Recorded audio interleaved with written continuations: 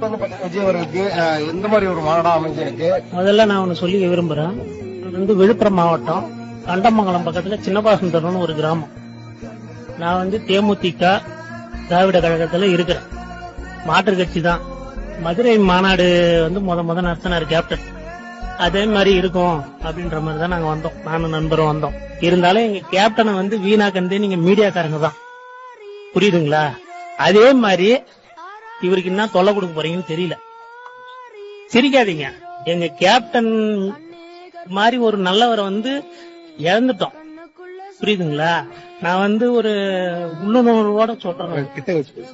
புரியுதுங்களா? மன அழுத்தத்துல இருந்து இப்பதான் கொஞ்சம் கொஞ்சமா வரும். அதே மாதிரி இவருக்கு என்ன நிலைமை, நீங்கன்னா வந்து என்ன பண்ண போறீங்கன்னு எங்களுக்கு தெரியல. நீங்க கொஞ்சம் அமைதியா இருந்தீங்கன்னாக்கா எல்லாமே நல்லா இருக்கும். 2026 தேர்தல் காலத்துல பார்க்கலாம்.